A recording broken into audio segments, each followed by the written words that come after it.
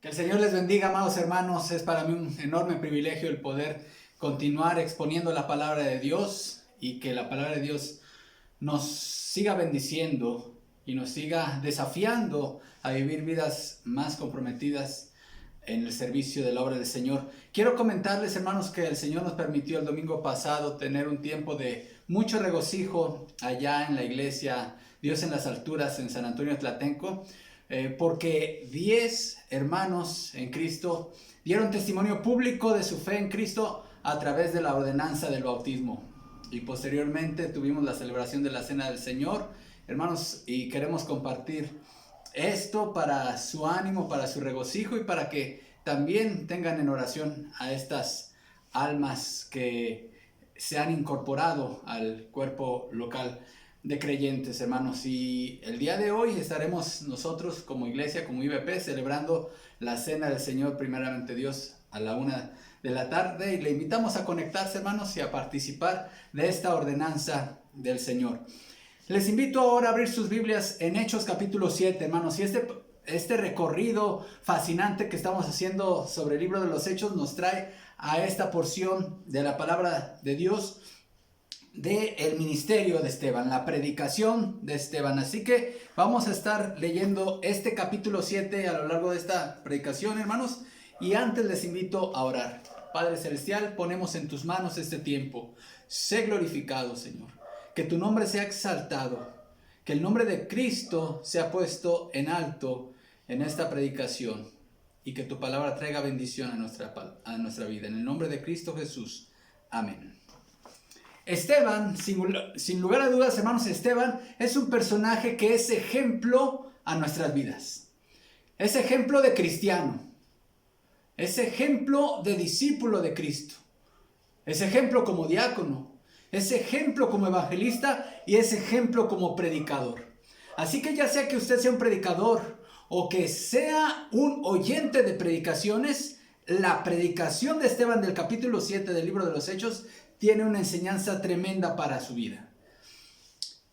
Esteban, podemos recordar algunas de las virtudes que por la gracia de Dios él poseía.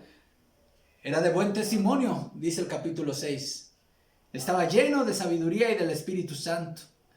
Y estaba lleno de poder de Dios. Dios le dio a él autoridad para desplegar la gloria de Dios a través de señales milagrosas. Y era un hombre profundamente comprometido con su Señor. Debemos de imitar a Esteban en muchos sentidos. Pero Esteban es ejemplo también en su predicación. La predicación de Esteban nos marca una pauta a seguir para todos los predicadores, pero también para aquellos que buscan de predicaciones sólidas, nutritivas espiritualmente. Y es que la predicación de Esteban fue, en primer lugar, bíblica. Fue una predicación bíblica. Fue una predicación también expositiva. No solamente estaba fundada en la Biblia, en la palabra de Dios, sino que también explicaba la palabra de Dios. Y en tercer lugar, la predicación de Esteban fue una predicación exhortativa, confrontativa. De nada sirve explicar la palabra de Dios si esa explicación no nos lleva a confrontarnos con algunas cuestiones prácticas en nuestra vida diaria. Así que, hermano y hermana, busca estas características en toda predicación que escuches.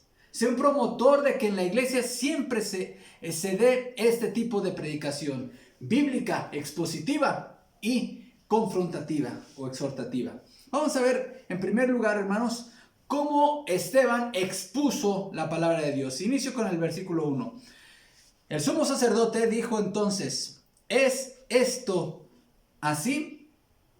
¿A qué se refiere esta pregunta? Tenemos que recordar lo que pasó en el capítulo 6. Las acusaciones de las cuales estaba siendo objeto Esteban delante del Sanedrín. Hechos 6, voy a leer Hechos 6 del 13 al 14. Y pusieron testigos falsos que decían: este hombre no cesa de hablar palabras blasfemas contra este lugar santo y contra la ley. Pues le hemos oído decir que ese Jesús de Nazaret destruirá este lugar y cambiará las costumbres que nos dio Moisés. Note cómo Esteban aprovechó la oportunidad que le estaba dando este concilio, el Sanedrín, al concederle la palabra Y él, en lugar de empezar a argumentar en contra de estas personas que lo acusaban falsamente, él aprovechó la oportunidad para predicar a Jesús delante del concilio. Hechos 7:2. Y dijo: varones, hermanos y padres, oíd. El Dios de la gloria apareció a nuestro padre Abraham estando en Mesopotamia antes que morase en Harán. Se dirige al Sanedrín, a los integrantes del Sanedrín, en estos términos: varones, hermanos y padres. Ahora, el Sanedrín, hermanos, recordemos que era el más alto tribunal judío. Se estableció en los periodos griegos y romanos de la historia de Israel.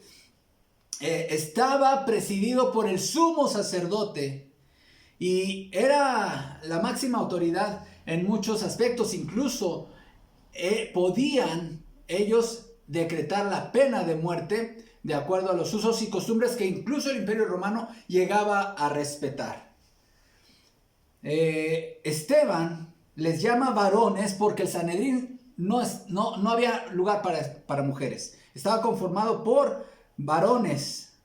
Pero note, les llama varones hermanos. No debemos confundirnos con esta expresión hermanos. No se refiere a hermanos espirituales. No les está llamando hermanos en el sentido de que eran hermanos como usted y yo nos llamamos hermano en la fe o hermano en Cristo. Nadie se confunda. Los integrantes del Sanedrín no eran hijos de Dios.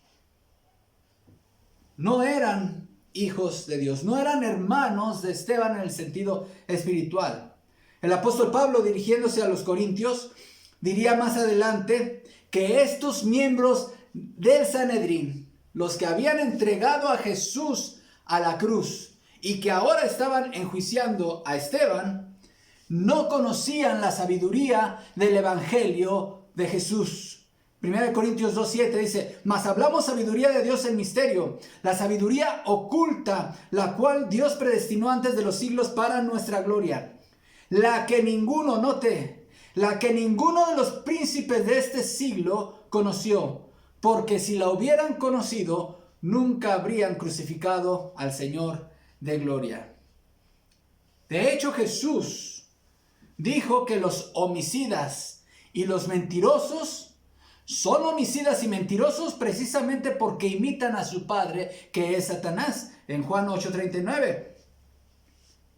Respondieron y le dijeron: nuestro padre es Abraham. Jesús les dijo: si fueseis hijos de Abraham, las obras de Abraham haríais. Pero ahora procuráis matarme a mí, que os he hablado la verdad, la cual he oído de Dios. No hizo esto Abraham. Vosotros hacéis las obras de vuestro padre. Entonces le dijeron: nosotros no somos nacidos de fornicación. Un padre tenemos, que es Dios.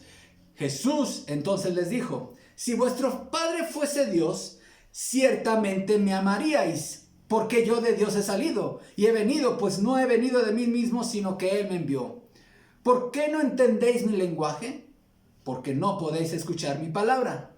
Vosotros sois de vuestro padre el diablo, y los deseos de vuestro padre queréis hacer. Él ha sido homicida desde el principio y no ha permanecido en la verdad, porque no hay verdad en él. Cuando habla mentira, de suyo habla, porque es mentiroso y padre de mentira. Así que todo mentiroso y todo homicida, y los sanedrines, los integrantes del Sanedrín, aquellos que estaban por un lado, los acusadores que estaban acusando falsamente a cambio de unas monedas, estaban acusando falsamente a Esteban, y los que estaban sentados en el tribunal, unos eran mentirosos y los otros tenían sus manos manchadas de sangre.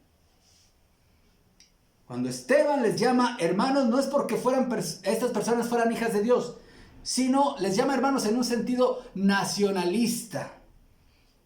Es decir, en un sentido en el cual nosotros nos podremos llamar o identificar como hermanos miembros de un mismo, compatriotas, miembros de un mismo país, de una misma nación. Así que no es en un sentido espiritual. La expresión padres es una expresión de respeto que se utilizaba en la cultura judía, en la comunidad judía, para referirse a los rabinos. Era un título que representaba dignidad y que los fariseos exigían que se les llamase así. ¿Recuerdan cuando Jesús los amonestó? Que a ellos les gustaban mucho esos títulos, que les llamen rabí, que les llamen padre. Pero note cómo inicia el sermón, con qué frase inicia el sermón de Esteban. Dice, el Dios de la gloria. El Dios de la gloria. Toda predicación, hermanos, debe ser teocéntrica, debe estar centrada en Dios y su gloria. Predicar se trata de hablar de Dios y de su gloria. La palabra hebrea, kabod, significa literalmente algo pesado. Tiene que ver con la dignidad y majestad de Dios. Cuando la palabra gloria se refiere a Dios, se refiere justamente a ese peso que lo hace inmensamente distinto a cualquier otra criatura. La gloria de Dios nos habla de su excelencia, de su majestad, de ese brillo inigualable que lo hace majestuoso, que lo hace hermoso, que lo hace santo, que lo hace tan diferente a nosotros. Esteban inició su predicación haciendo referencia justamente a Dios y a su gloria. El Dios de la gloria. Y luego sigue diciendo, apareció a nuestro padre Abraham. Esteban hablaba, hermanos, en su sermón, menciona varios personajes del Antiguo Testamento, pero había 3 personajes en particular que representaban el orgullo nacionalista judío. Y nos referimos a Abraham, a Moisés y a David. Personajes que representaban, de los cuales los judíos se sentían sumamente orgullosos por su historia. Abraham, de donde viene el linaje, Moisés, el promulgador de la ley y el libertador de la esclavitud, y David, el rey quizá más famoso de la historia de Israel. Y esos 3 son de que hablará más extensamente. De estos 3, justamente será Moisés de quien Esteban dedicará más tiempo en su sermón. ¿Por qué razón? Muy sencillo, porque los acusadores de Esteban decían que le habían oído hablar palabras blasfemas contra Moisés y contra Dios. Esteban estaba haciendo una predicación de tipo expositivo. Él tomó las escrituras, explicó las escrituras y exhortó con las escrituras. Sigue diciendo el pasaje, el Dios de la gloria apareció a nuestro padre Abraham, estando en Mesopotamia antes que morase en Harán. ¿Por qué Dios quiso revelarse a Abraham? ¿Por qué revelarse a un mesopotámico? ¿Por qué Dios no se le apareció a alguien de alguna de las culturas de la América precolombina? ¿Por qué no a alguien del lejano oriente? Y a veces, hermanos, nosotros hacemos estas preguntas necias y tontas cuando realmente nosotros vemos por la palabra de Dios que Dios hace lo que Él quiere en el cielo y en la tierra. Él es el Dios soberano y no hay quien se atreva a cuestionarlo. Sigue diciendo el pasaje. Versículo 3. Y le dijo, sal de tu tierra y de tu parentela y ven a la tierra que yo te mostraré. Entonces salió de la tierra de los caldeos y habitó en Harán. Y de allí, muerto su padre, Dios le trasladó a esta tierra en la cual vosotros habitáis. Note cómo, hermanos, Esteban toma las escrituras de una forma literal. La hermenéutica de Esteban era una hermenéutica correcta. Hermenéutica, hermanos, es una palabra que en teología significa el arte y la ciencia de interpretar correctamente las escrituras. Hay muchas personas en la actualidad que interpretan las escrituras de forma simbólica y piensan que los personajes y las tierras son algo así como la mitología griega, como mitos, como símbolos. No, señor. Aquí Esteban está hablando en su predicación de Abraham como de un personaje histórico. Las tierras que él menciona son tierras históricas y justamente centra el énfasis, hermanos, en su ejercicio hermenéutico diciendo, Dios le trasladó a esta tierra en la cual ustedes habitan ahora. Bien harían, en seguir el ejemplo de Esteban. Muchos intérpretes bíblicos que quieren encontrar símbolos en todo la revelación bíblica. Hablando de Abraham, hermanos, Abraham fue ejemplo de fe. Note hacia dónde está llevando Esteban en su predicación al Sanedrín. Versículo 5, y no le dio herencia en ellas, ni aún para asentar un pie, pero le prometió que se la daría en posesión y a su descendencia después de él, cuando él, note esto, cuando él aún no tenía hijo. ¿Sí logran ver, hermanos, hacia dónde está llevando Esteban en su predicación? A la fe, la importancia de la fe en el padre Abraham. Pero también, hermanos, Esteban está tocando temas importantes del Evangelio. El tema del pecado y el tema del juicio de Dios por el pecado. Versículos 6, 7 y 8. Y le dijo Dios así, que su descendencia sería extranjera en tierra ajena y que los reducirían a servidumbre y los maltratarían por 400 años. Mas yo juzgaré, dijo Dios, a la nación de la cual serán siervos, y después de esto saldrán y me servirán en ese lugar. Y le dio el pacto de la circuncisión, y así Abraham engendró a Isaac, y le circuncidó al 8º día, e Isaac a Jacob, y Jacob a los 12 patriarcas. En esta sección, Esteban toma el asunto del pecado al citar las motivaciones de los hermanos de José. Y aquí va a mencionar, a partir del versículo 9, va a mencionar Esteban el pecado de la envidia, presente en las motivaciones de los hermanos de José. Versículo 9, los patriarcas, movidos por envidia, vendieron a José para Egipto, pero Dios estaba con él y le libró de todas sus tribulaciones y le dio gracia y sabiduría delante de Faraón, rey de Egipto, el cual lo puso por gobernador sobre Egipto y sobre toda su casa. Vino entonces hambre en toda la tierra de Egipto y de Canaán, y grande tribulación, y nuestros padres no hallaban alimentos. Hermanos, aquí Esteban en su predicación está dirigiéndose al concilio y está señalando un aspecto que afecta directamente al orgullo nacionalista judío, hermanos, al recordar todo lo que habían pasado sus antepasados. El mencionar en 2 ocasiones la palabra tribulación en referencia a la experiencia del pueblo de Israel, y al hablar que estaban en una situación tan apremiante, ya había mencionado la palabra esclavos, hermanos. Ellos venían de haber sido esclavos en Egipto. Pero aquí hace referencia a una situación apremiante y lo expresa de una manera por demás elocuente. Al no hallar, y nuestros padres no hallaban alimentos. Era la situación de más extrema premura y pobreza, hermanos. Esto era un golpe fuerte para el orgullo nacionalista judío que prevalecía entre los integrantes del Sanedrín. Y aparte, estos datos, esta información era algo que ellos no ignoraban, hermanos. Sigue diciendo el versículo 12. Cuando oyó Jacob que había trigo en Egipto, envió a nuestros padres la primera vez. Y en la segunda José se dio a conocer a sus hermanos y fue manifestado a Faraón el linaje de José. Y enviando a José hizo venir a su padre Jacob y a toda su parentela, en número de 75 personas. Así descendió Jacob a Egipto, donde murió él y también nuestros padres, los cuales fueron trasladados a Siquem y puestos en el sepulcro que a precio de dinero compró Abraham de los hijos de Hamor y de Siquem.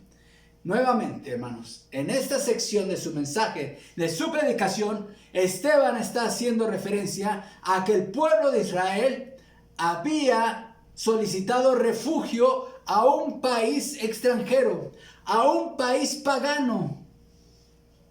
Básicamente les está diciendo al sumo sacerdote y a los doctores de la ley que estaban ahí: nosotros no existiríamos como nación si Egipto, aquel pueblo pagano, no nos hubiera acogido. Moisés, hermanos, aquí a partir del versículo 17 empieza Esteban a hablar de Moisés. Dice así la palabra de Dios: pero cuando se acercaba el tiempo de la promesa que Dios había jurado a Abraham, El pueblo creció y se multiplicó en Egipto, hasta que se levantó en Egipto otro rey que no conocía a José.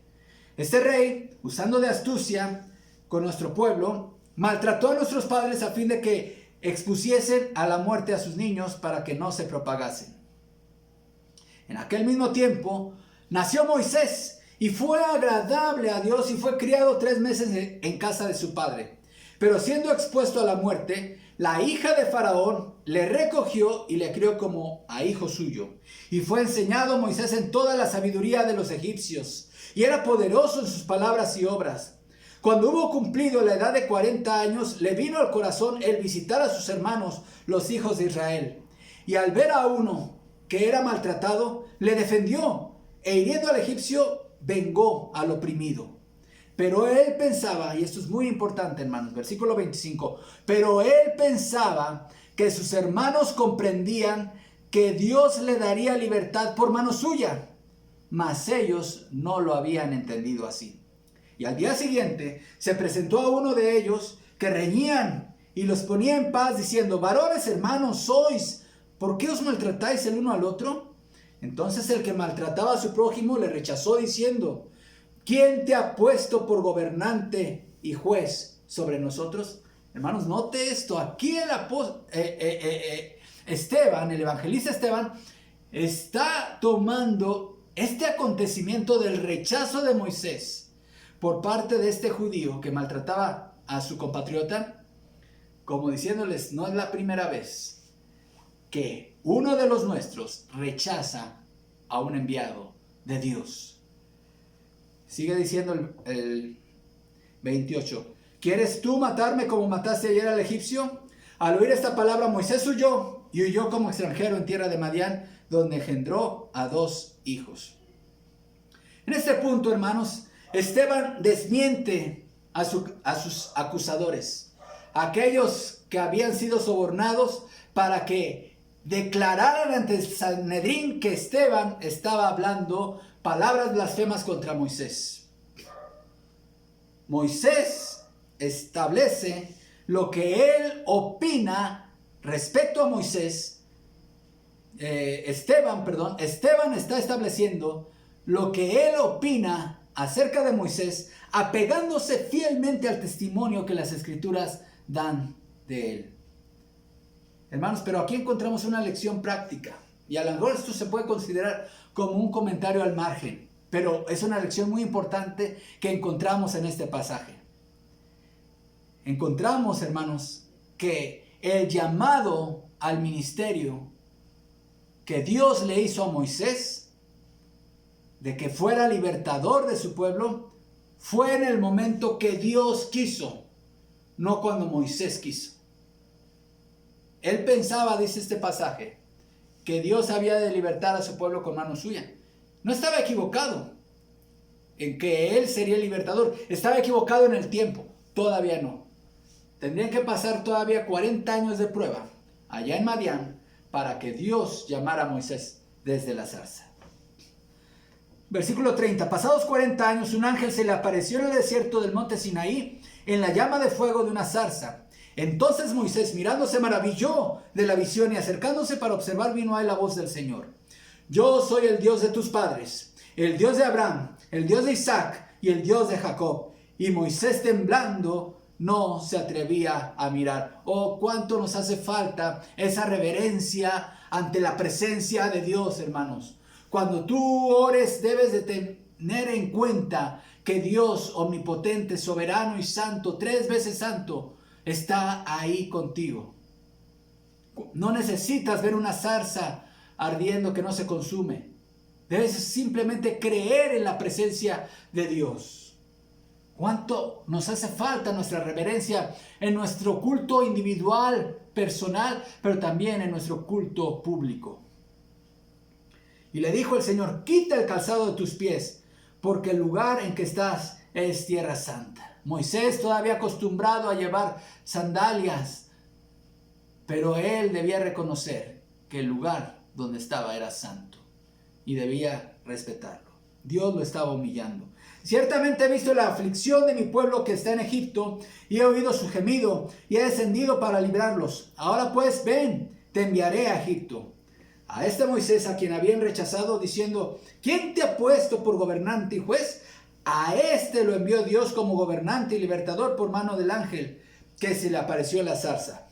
Este lo sacó, habiendo hecho prodigios y señales en tierra de Egipto y en el mar Rojo y en el desierto por 40 años.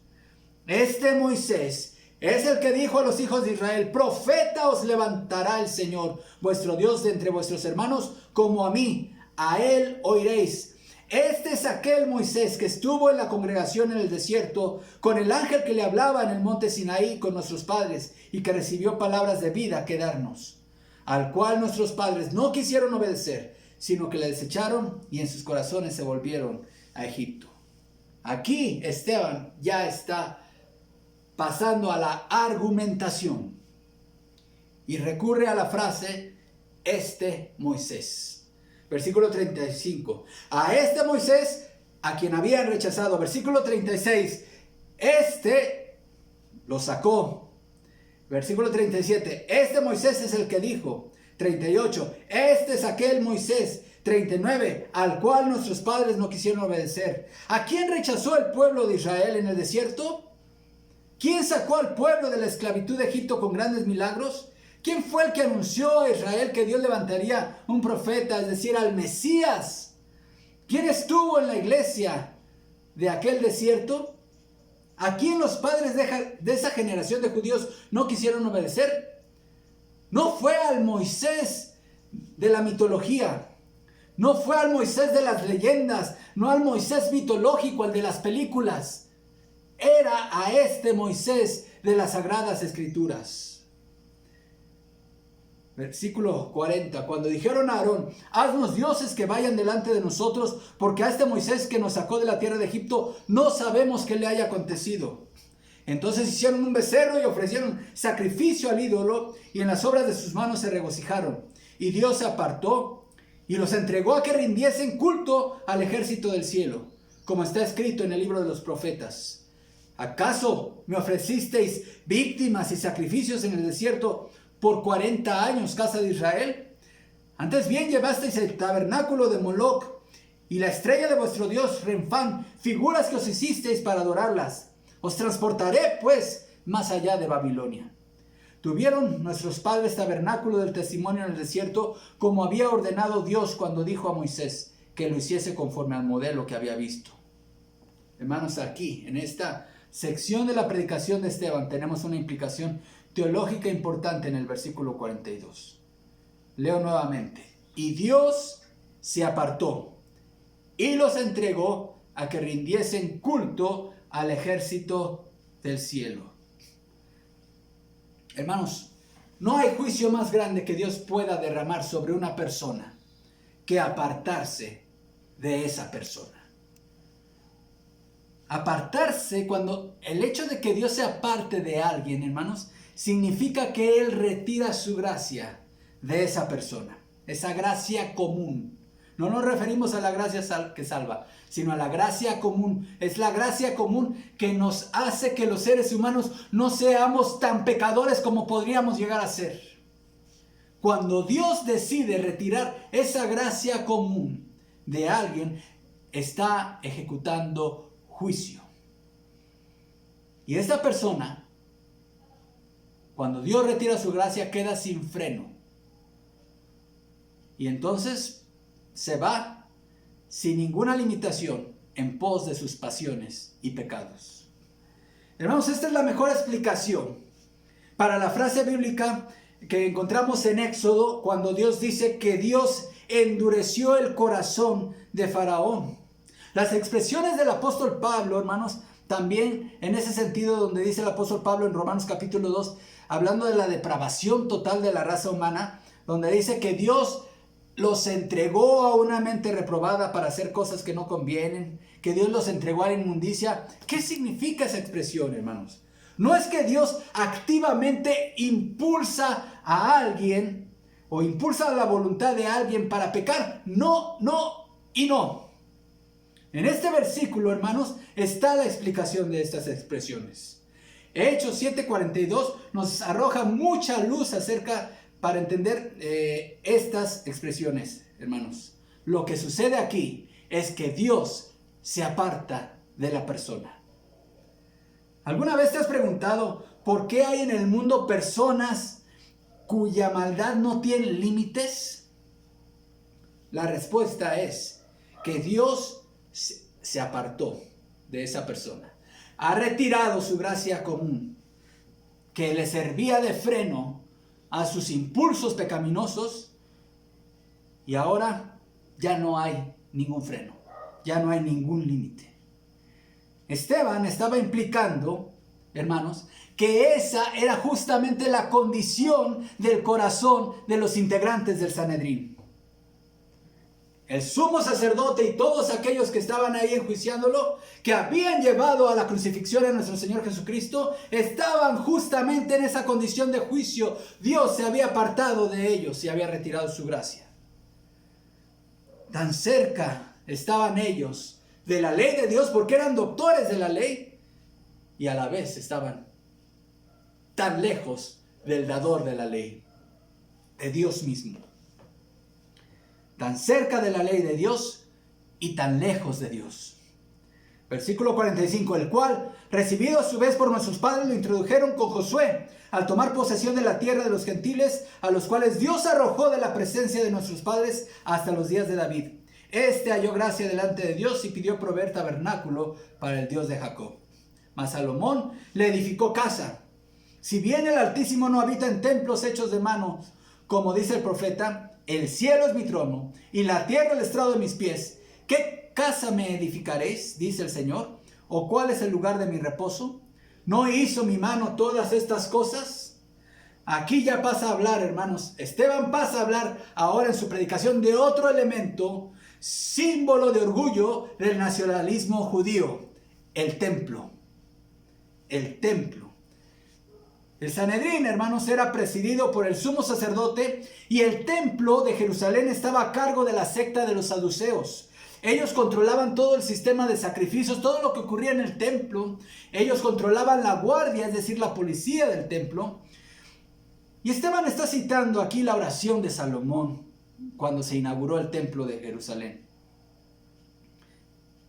Salomón dijo: Dios no habita en templos hechos por manos de hombres. Mis amados hermanos, esta pandemia del COVID-19 ha sacado a la luz y ha sacado a relucir lo peor y lo mejor de nuestra teología. Algunos, enfocados a una teología centrada en edificios, han afirmado que el gobierno ha cerrado las iglesias. Ahora yo les pregunto, hermanos, ¿esta es una declaración teológicamente correcta? ¿Las iglesias están cerradas? ¿No será más bien que lo que se cerró son los lugares donde se congregan las iglesias? Entiendo el uso cultural que le hemos dado a la palabra iglesia para referirnos a los edificios de reunión cristiana, pero eso no deja de ser teológicamente incorrecto. E incluso voy mucho más allá, hermanos. Referirse al templo, o sea, referirse como templo al lugar de reunión, no es menos incorrecto que llamarle iglesia. Y lo digo por la siguiente razón, hermanos. El templo del antiguo pacto era un edificio en donde había un altar, se ofrecían sacrificios y había un sistema sacerdotal ahí. Esto, en el nuevo pacto, hermanos, el templo del nuevo pacto ya no es un edificio. Es el cuerpo físico de cada uno de nosotros, los creyentes en Cristo Jesús. Y esto lo tenía muy claro la iglesia en sus inicios. Durante 300 siglos no enfocaron sus esfuerzos financieros para construir edificaciones, hermanos, porque ellos sabían que el templo era su cuerpo. Pero una vez que empezaron a construirse las primeras edificaciones para reuniones cristianas, entonces la vida de la iglesia, la vida espiritual, se centró nuevamente en el edificio. Ahora, hermanos, ¿es malo construir un templo para que sea el lugar de reunión de una iglesia local? Absolutamente no, no es malo. ¿Qué es lo malo, hermanos? Lo malo es la templolatría. la adoración al templo. El pensar que una iglesia sin templo no es iglesia. O pensar que si nos cierran el templo no podemos seguir siendo iglesia. Pregúntales a la iglesia subterránea en China si no son iglesia. El ser templista o templarios, como dicen algunos maestros, hermanos, el ser templista o templario en estos tiempos de pandemia te va a limitar mucho para que cumplas con la obra del ministerio. Estos son tiempos para recordar el sermón de Esteban. El Altísimo no habita en templos hechos de manos. Pero Esteban termina su predicación con una confrontación, confrontando, hermanos, nada más y nada menos que a la máxima jerarquía religiosa del pueblo de Israel. La misma que había determinado llevar al Señor Jesucristo a la cruz. ¿Y de qué manera los confrontó? Usando un lenguaje profético. Versículo 51. Duros de cerviz e incircuncisos de corazón y de oídos. Vosotros resistís siempre al Espíritu Santo como vuestros padres, así también vosotros. ¿A cuál de los profetas no persiguieron vuestros padres y mataron a los que anunciaron de antemano la venida del justo, de quien vosotros ahora habéis sido entregadores y matadores? Vosotros que recibisteis la ley por disposición de ángeles y no la guardasteis. Aquí, hermanos, Esteban pasa a la aplicación de su predicación y le dice a su audiencia, que eran el Sanedrín, el concilio, los doctores de la ley, les dice: duros de cerviz e incircuncisos de corazón y de oídos. Esta expresión, hermanos, es típica de los profetas del Antiguo Testamento. Isaías y otros más denunciaron que el pueblo de Israel y de su generación había caído en el ritualismo inerte y vacío del ceremonialismo. Eran capaces de arrodillarse, pero sin doblegar su cuello. Eso significa la expresión duros de cerviz, como cuando tienes alguna lesión en el cuello y no puedes inclinarte. Bueno, el orgullo es el que muchas veces no deja doblegar el cuello, y principalmente ante Dios. Y eso justamente es lo que le acontecía a estas personas. Eran capaces de arrodillarse, pero sin doblegar su cuello. Estaba circuncidada su carne, pero no su corazón. Su corazón no pertenecía a Dios. Esa era exactamente la condición de los líderes religiosos judíos, a quienes les predicó Esteban este sermón. El acusado ahora era el acusador. Versículo 51.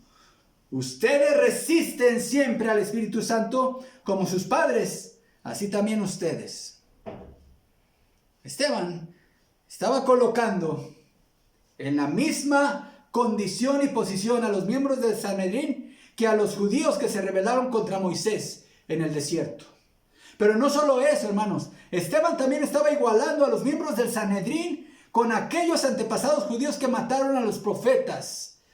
Que, por cierto, en su profecía a estos profetas habían anunciado la venida de Jesucristo, el Mesías, el Rey de Reyes. Versículo 52. ¿A cuál de los profetas no persiguieron vuestros padres, ni mataron a los que anunciaron de antemano la venida del justo, de quien vosotros ahora habéis sido entregadores y matadores? Hermanos, a este punto, si le parece muy fuerte la exhortación, todavía faltaba la cereza en el pastel, lo que iba a derramar, desbordar la ira de los integrantes del concilio. Versículo 53. Vosotros que recibisteis la ley por disposición de ángeles y no la guardasteis. Ahora Esteban termina su sermón acusándolos de pecadores. Y esto era una acusación muy fuerte porque ellos no se consideraban pecadores. Ellos se consideraban a sí mismos justos. Decían que los pecadores eran los gentiles. Pero Esteban les dice: ustedes no aprovecharon el ser los receptores originales, depositarios originales de la ley de Dios. No aprovecharon esa ventaja ni la valoraron. Antes quebrantaron la ley de Dios. Esta acusación era mucho más de lo que los miembros del Sanedrín podían tolerar. Y esto derivó en la furia y en lo que sería el primer martirio en el cristianismo.